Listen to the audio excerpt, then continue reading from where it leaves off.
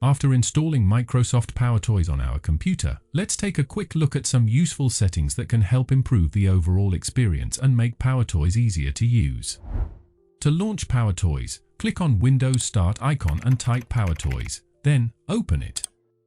If nothing opens, don't worry. Go to System Tray section and double-click on PowerToys icon. This will open PowerToys Settings dashboard. From here, you'll see a list of utilities where you can enable or disable any utility you want.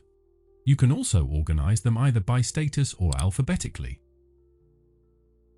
When you enable a utility, you'll see its shortcut key combinations displayed right there on the panel.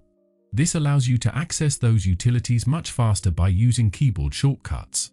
For more settings, click on the General tab. From here, you can check if there are any updates available for PowerToys. You can also choose a theme for PowerToys according to your preference, but I personally prefer using System Theme. If you'd like PowerToys to launch automatically when your computer starts, just enable this option right here.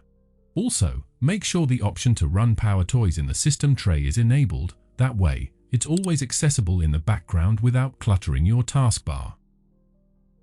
Also, if this quick access option is disabled, you won't get Quick Utilities menu when left-clicking the PowerToys icon in the system tray.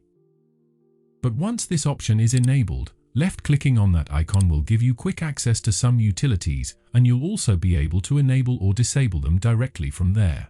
Those are some useful PowerToys settings you should know about. In upcoming videos, we'll explore some PowerToys utilities and see how they work in real situations. Thank you so much for watching, and have a wonderful day.